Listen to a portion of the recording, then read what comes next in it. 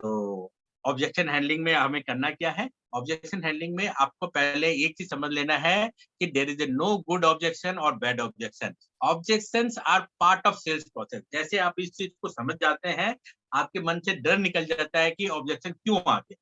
अरे ये sales process का एक पार्ट है।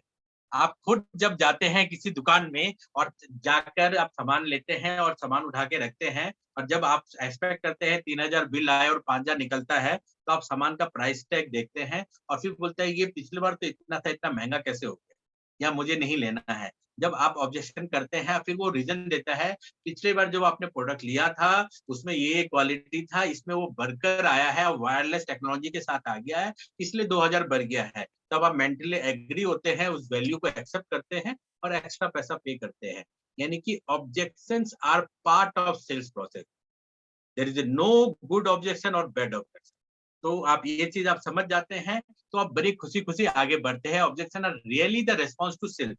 सेल्स का ही रेस्पॉन्स है। आप अपनी सेल्स में जब जो या फिर आप अपने बिजनेस प्रोजेक्ट्स में जो चीज अगले को प्रेजेंट कर रहे हैं, अगला अपना it shows prospect has been touch emotionally. जो प्रोस्पेक्ट है वो आपके प्रोडक्ट से इमोशनली टच हो गया है, खरीदने वाला है, और उसके मन के सवाल का आपसे जवाब का एक्सपेक्ट कर रहा है। ऑब्जेक्शन का मतलब ये होता है, यानी कि आप बड़े खुश हो जाइए कि आप सेल्स प्रोसेस में आगे बढ़ गए।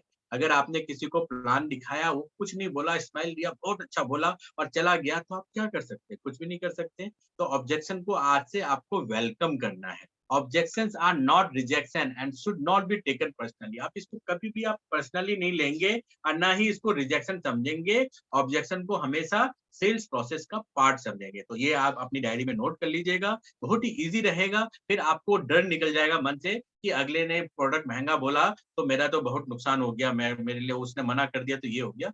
उसका पीछे ऑब्जेक्शन के पीछे जो रीजन है, उसको आपको डिसेंट्रलाइज करना है। We need to understand the purpose of an objection and develop a system to respond.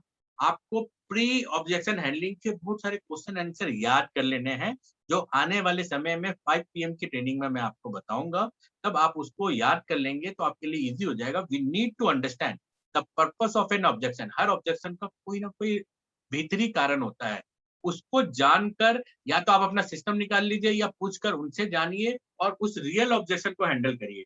जैसे मैं आपको बता रहा हूँ, मैंने हरजीत मैडम को बिजनेस प्लान दिखाया कि ये वेस्टीज जाओ। मैडम बोला मेरे पास पैसा नहीं है, मैं ज्वाइन नहीं कर सकती।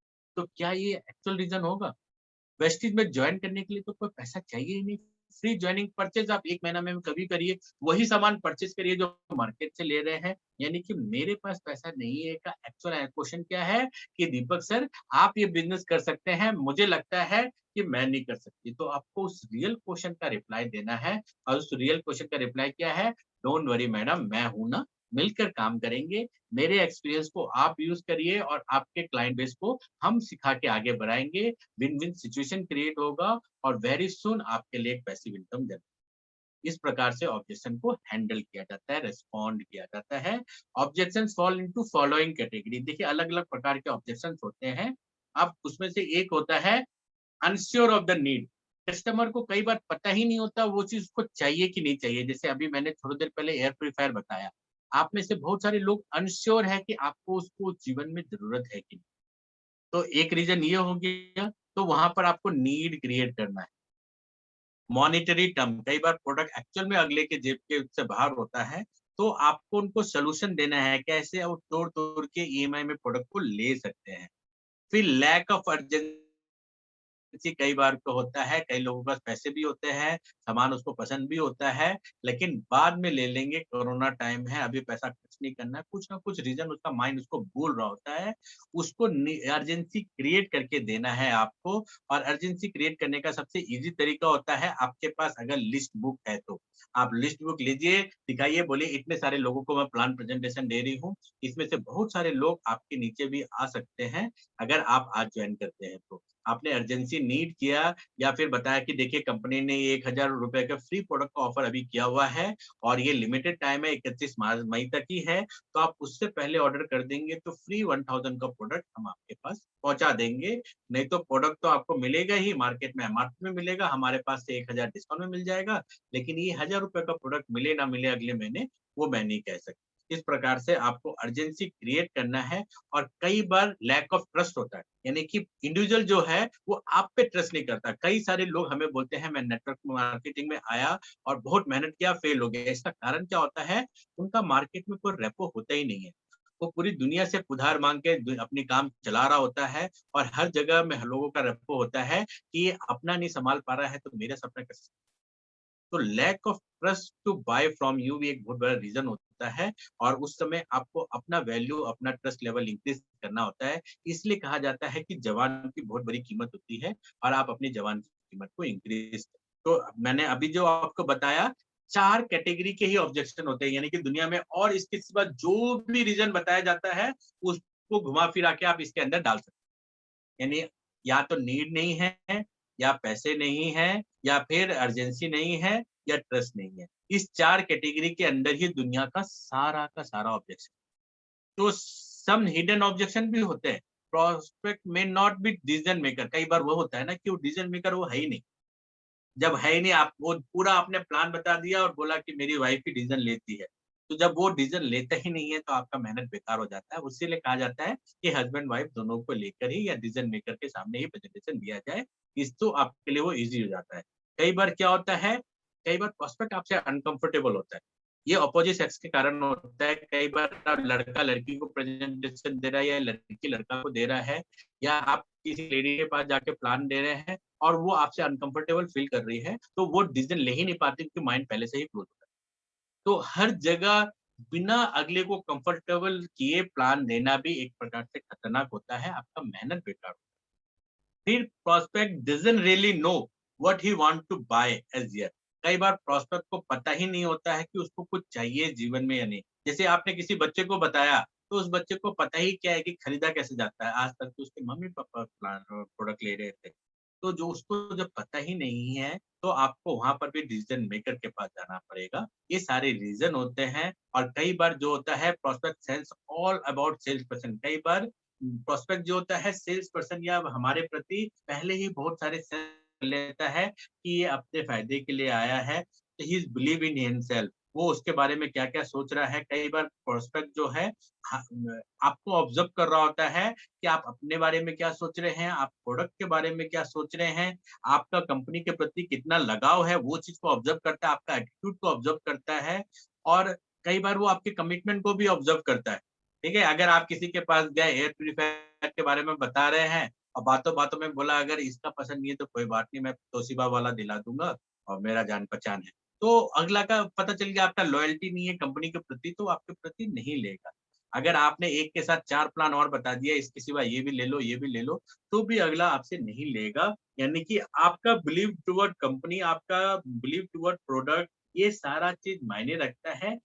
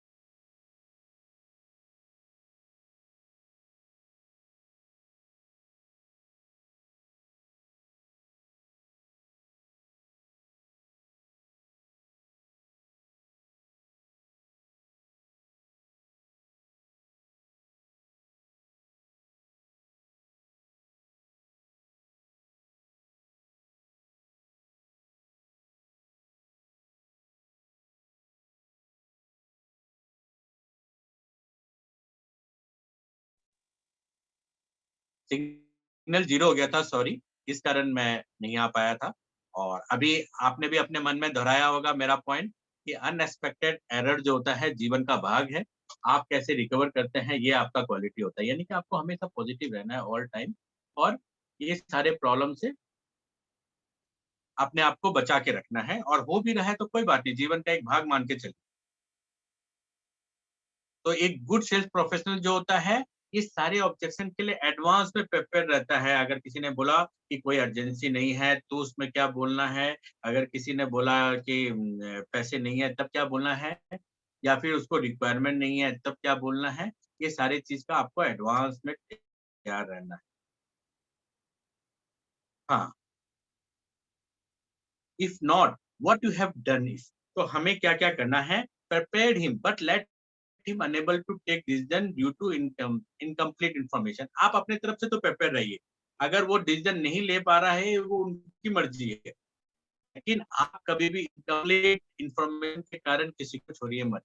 अगले ने बोला हेपा काम करता है और आपने जवाब नहीं दिया और आपका मीटिंग वहीं खत्म हो गया, तब गलत है। अगर आपने पूरा जवाब दिया, वो डिसीजन नहीं लिया, तो it's okay, it's a part of sales process. Miss out on closing opportunity, कई बार हम माँगते ही नहीं है। देखिए, सबसे easiest way to close a deal क्या है? पैसा माँगना। आप चेक से पैसे दे रहे हैं या फिर ऑनलाइन पेमेंट करेंगे, आप पैसा माँगेंगे तभी ऑब्जेक्शन आएगा। जब तक आप पैसा नहीं माँगते हैं, अगले को कोई टेंशन नहीं है। आप जितना भी प्लान बताना है, प्रेज़ेंटेशन देना है, देते रहिए। और कई बार क्या होता है, हम कॉम्पिटिटर से हार जाते हैं क्योंकि हमें डिफरेंसेस नहीं पता, मार्केट वाले क्या दे रहे हैं और हम क्या दे रहे हैं। तो ये जानकारी भी हमें लेके रखना चाहिए। और कई बार हम प्रोस्पेक्ट के माइंड में डाउट छोड़ देते हैं और उस डाउट के कारण ही वो नहीं ले पाता है।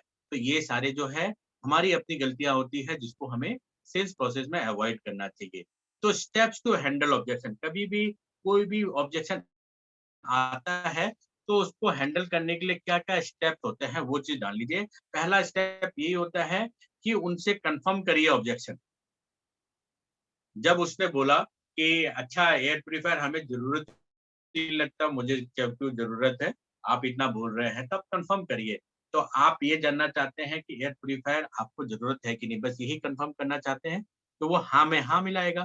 बोला अच्छा, मैं आपको ये प्रूफ कर दूँ कि आपको एयर प्यूरीफायर की ज़रूरत है, तो आप ले लेंगे? तो आपने आइसोलेट कर दिया दोबारा कन्फर्म करके, तो बोलेगा क्यों नहीं? फिर आप एम्पैथाइज़ करिए, एम्पैथाइज़ का मतलब क्या होता है?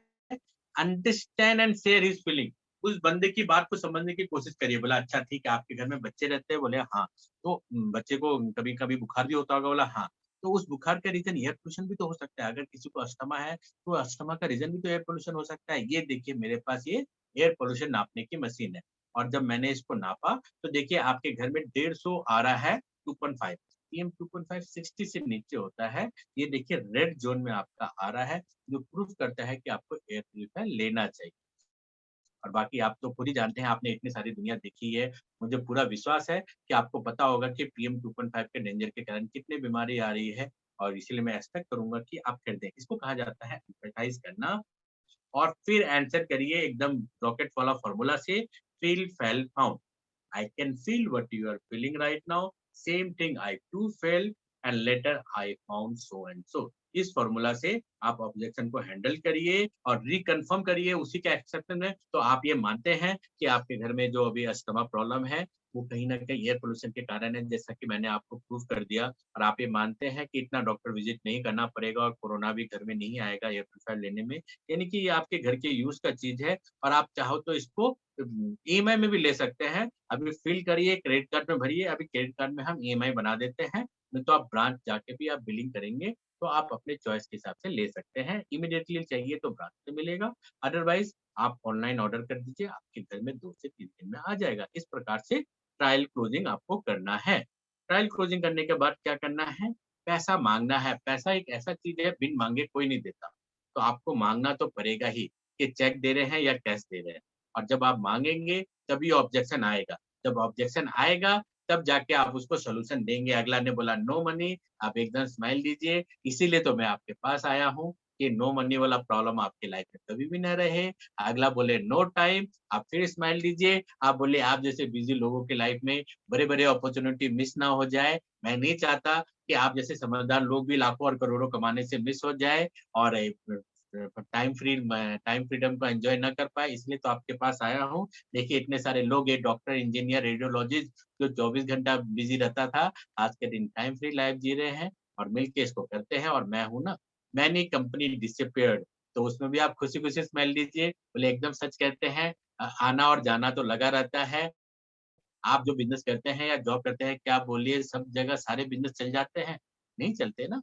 वहाँ पर भी रेशियो होता है, 10 में से 2 कंपनी या 1 कंपनी चलती है। यहाँ पर भी रेशियो होता है, लेकिन यहाँ पर सेलेक्टिव वीड आउट करने के लिए गवर्नमेंट ने लॉ बनाया रखा हुआ है। उस लॉ में हैंडफुल ऑफ कंपनी 20-25 कंपनी है, एक्सेप्टेड मोड में है और उसमें वेस्टीज है और वेस्टीज नंबर 1 है। यानी कि गवर्नमेंट की सारी लॉ फुलफिल कर रही है, तो भागने का तो कोई कारण ही नहीं है। फिर कैन नॉट चीट अदर, कई लोग ये बोलते हैं, तो बड़ा स्माइल करिए कि बोले कि इस दुनिया में सबसे बड़ा धोखा तो हम अपने आप को देते हैं कि हम जो भी चीज़ टीवी में देखते हैं उसको खरीद लेते हैं। जूही चावला बाल बड़ा होने का तेल बेच रही है और आपको पता है उनके हस्बैंड खुद गंजे हैं। आप इस दुनिया में देखेंगे कितने कुछ है और बातों ही बातों में वीडियो दिखा दीजिए। देखिए आज के दिन सलमान ने सैनिटाइज़र निकाला है। अभी मैं आपको वीडियो दिखाऊँगा प्रोग्राम खत्म होने के बाद। सलमान ने सैनिटाइज़र निकाला है और बोला बहुत जल्दी ही मैं अपने ब्रांड का फ्रेश ब्रांड का डियो और वो सब निकालूँगा। यानी कि वो बिज़नेस में आ सकता है, तो हम आप क्यों नहीं आ सकते? वो तो बिज़नेस में आने के लिए करोड़ों रुपया ले रहा है और पैसा आप भरपाई कर रहे हैं। तो एक्चुअल में हम चीटेड हो रहे हैं ये ब्रांडेड कंपनियों के चक्कर में। उनसे बाहर आइए, डायरेक्ट सेलिंग में एक्चुअल में आपको अच्छा प्रोडक्ट अफोर्डेबल रेट में और जीवन भर का इनकम मिलता है। फिर बोलेंगे प्रोडक्ट्स आर कॉस्टली, तो आप एक्सेप्ट करिए, यस हमारा प्रोडक्ट मार्केट से थोड़ा-सा महँगा होता है, इसका कारण है, मैं आपके घर में आया, आपको प्लान दिया, आपको सर्विस दिया, इसका कुछ पैसा तो मुझे भी मिलना चाहिए। यानी कि हम प्रोडक्ट कॉस्ट के साथ हम अपने हमारा कॉस्टिंग भी तो कंपनी ने ऐड किया हुआ है, इसलिए आपको मार्केट से 10% महँगा दिख रही है। लेकिन उसको ओवरकम करने के लिए हमारी कंपनी ने 20% का आपको एक्स्ट्रा प्रोडक्ट और discount and saving and consistency दिया हुआ है। यानी कि ये एक्स्ट्रा प्राइस को कवर कर दिया है और जो एक्स्ट्रा प्राइस ले रही है, ये हम और आपके बीच में ही तो बाँट रही है। तो हम आप मिल के इनकम होंगे। आप खुद बोलिए मैं तो आपका भाई जैसा हूँ, अगर आपके कारण मुझे ₹2 आ जाए, तो कितनी बढ़िया बात है और मिल के काम करेंगे, हमारे कारण भी आपको इनकम आए, हम ये चाहेंगे। तो अगला बोलेगा मैं रिलेशनशिप स्पॉइल नहीं करना चाहता। कई लोग जो है उससे लोग भागते हैं, तो आप स्माइल करिए, बोले ऐसा कुछ नहीं होता सर। जब हम रिजिडली बिना सीखे लोगों के पीछे पड़ते हैं खरीदने बेचने के लिए, तब जाके हमें उनसे भागना पड़ता है। जैसे आपने एक पहले वैक्यूम क्लीनर वाले को देखा होगा कि वो एकदम पीछे पड़ जाते थे और एक जन को पकड़ाते थे, उनसे 4 रेफरेंस लेके उनके पीछे पड़ जाते थे और लोग फिर वैक्यूम क्लीनर वाले के पास जाते ही नहीं थे। लेकिन ऐसा आज के दिन नहीं है, हम रिलेशनशिप पर ज़्यादा जोर देते हैं और वैसे भी हमारी कंपनी वह 30 डेज़ का रिटर्न गारंटी देती है, तो आपको कभी भी रिलेशनशिप प्रॉब्लम नहीं होगी। अगर किसी को कुछ पसंद आए तो रिटर्न करवा देंगे। फिर अगला बोलेगा मैंने 2 को जोड़ा, उसने 2 को जोड़ा, उसने 2 को जोड़ा, पूरा दुनिया भर गई तब क्या होगा? तब बड़े स्माइल करिए कि हर रोज़ इंडिया में सबसे नंबर 1 प्रोडक्शन जो है पॉपुलेशन का ही 18 साल के होते हैं, उसमें से किसी को भी जॉइन करा लीजिएगा, सैचुरेशन कभी नहीं आएगा।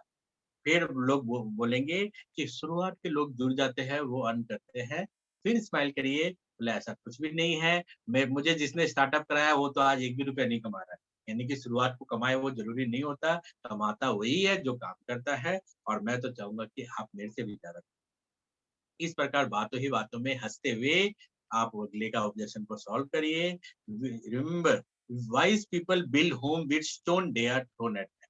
आपके ऊपर जो पत्थर फेंका जा रहा है उसी से आप अपना घर बना लीजिए, क्या टेंशन लेना? जो ऑब्जेक्शन करे उसी को एक्सेप्ट करिए, अगले वाला पैसा नहीं है इसीलिए तो आपके पास आया, टाइम नहीं है इसीलिए आपके पास आया।